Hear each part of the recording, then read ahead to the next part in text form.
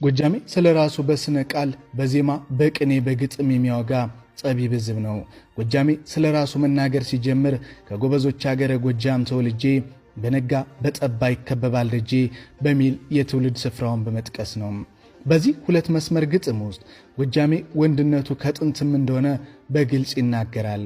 በዚህ ግጥም ውስጥም ጎጃሜ በነጋ በጠባ ይከበብ እንደነበርም በግልጽ የተቀመጠ ሲሆን ከባቢዎቹ ደጁ ድረስ ሂደው እንደሚከቡት ሳይነካቸው እንደሚነኩትም ይናገራል። የሚያስከብበው ወንድነቱ ጉብዝናው እንጂ ሌላ እንዳልሆነም ከጎበዞቹ ሀገር ጎጃም ተወልጄ በሚል የከበባውን ምክንያትም በግልጽ አስቀምጧል። ይህ ግጥም ዛሬም ድረስ ነፍስ አለው። ጎጃሜ ችግር ሲገጥመው አንዲት ተማጽኖን ያሰማል። ተማጽኗ ዛሬ ድረስም ነፍስ ያላት ተማጽኖ ናት። ይቺው ተማጽኖም አባይ ጉደል ጉደል ቀጭን መንገድ አውጣ የከፋው ወንድ ልጅ ተሻግሮ እንዲመጣ የምትል ተማጽኖ ነች። ጎጃም የከፋ ሲደርስበት ከሰው ይልቅ የቀረበውን የአባይን ወንዝ ይማጸናል። ጎጃሜ ተከበብኩ ብሎ መፈናፈኛ መውጫና መሿለኪያ ሲያጣ ሲከፋውና ሲጠበው የሚማጸነው የከበበውን ጠላት ሳይሆን ያሳደገውን ወንዝ አባይን ብቻ ነው። አባይና ጎጃሜ ልዩ መስተጋብር አላቸው። አባይ ወንዝ የበላይ ዘለቀ መፎከሪያ ነው። አባይም ጎጃሜን ሲቀና ይፈውሰዋል፣ ሲከፋ ደግሞ ይበለዋል።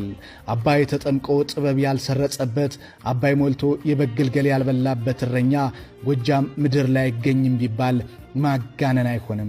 ለዚህም ይመስላል ከፍተኛ ችግር ሲገጥመው ለችግሩ እጁን ከመስጠት ይልቅ የአባይን ወንዝ የሚማጸን። በእርግጥ አባይንም ቢሆን ብዙም አይለማመጠውም። ትንሽዬ ቀጭን መንገድ ብቻ ነው የሚጠይቀው። አባይም ቢሆን ጎጃሜን ያውቀዋል። ጠይቆት እምቢ አሻፍረኛ አይለውም። ለከፋው ጎጃሜ ቀጭን መንገድ ብቻ ሳይሆን ለጠየቀው 5 ዓመትም የሚታመን ውሃ ነው። ጣና ገዳማት ውስጥ በነበረን አጭርና ፍሬያማ ቆይታ አንድ አካላዊ አይናቸው የተሰወረ መነኩሴ ይኸውን የባል አገር ግጥም ጥልቅ ትርጉም ሰጥተውም ተንትነው አውግተውናል። ጎጃሜ በዚህ ቃል ውስጥ ከተማጽኖም ባሻገር ትእዛዝ እያዘዘ ነው ብለውናል። መነኩሴው አክለውም በጭፍራ የተከበበ ሕዝብ ውሃን ማዘዝና በውሃ መሰልጠን ከጥንትም የነበረ ጥበብ ነው ብለውናል። ነቢዩ ሙሴ እስራኤላውያንን ከግብፅ ባርነት ሲያላቅቃቸው ቀይ ባህርን አዟል። የሙሴ በትር ከግብፅ ጭፍራ ይልቅ በቀይ ባህር ላይ የሰለጠነች ነበረች በማለትም የእስራኤላውያንን ታሪክ አውስተውም አጫውተውናል። መነኩሴው አክለውም ጎጃሜ ከጥንትም ጠቢብ ነው። ከአንድ ጎጃሜ አንደበት የሚወጣ ቃል ዋዛ ፈዛዛ የለውም። ባለአራት ልሳን ነው። ነፍሱም ጥልቅ ናት። መንፈሱ ቅን ነው። ጥሪው ጥበብ፣ ተልኮው ሰማያዊ፣ ሀገሩ ልቡ ነው ብለውም ስለ ጎጃሜ በግልጽም አብራርተው ነግረውናል። መነኩሴው ይህን ብለው አላበቁም። በጥንት በአፄ ሲሲኒዮስ ዘመን ሃይማኖት ጠፍቶ ታሪክ ተበላሽቶ ካቶሊክም ገኖ ነበር። በዛን ወቅትም አንድ ጻድቅ ከጎጃም ተነስቶ ነበር። ዘራብሩክ ይባላል። ታዲያ የሀገሪቷ የፖለቲካ ማዕከል በወቅቱ ጎንደር ነበር። አፄ ሲሲኒዮስ ይህን ጻድቅ ጎንደር ወስደውም 5 ዓመት አስረውታል ይሉናል።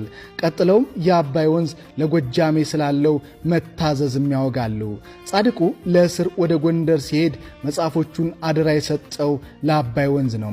ጻድቁ ተፈቶ በተመለሰ ጊዜ መጽሐፎቹ ያለምንም እርጥበትም ተገኝተዋል። ጎጃሜ አባይን ማዘዝ የጀመረው ከጥንት ነው። አባይም ለጎጃሜ ይታዘዛል ሲሉም አብራርተው አጫውተውናል። በእርግጥ በውሃ የመሰልጠን ጥበብ ጎጃሜ ለሙሴ ወይም ሙሴ ለጎጃሜ ማን ለማን እንደሰጠ ባይታወቅም ጎጃሜ በውሃ የሰለጠነ ድንቅ ሕዝብ ነው።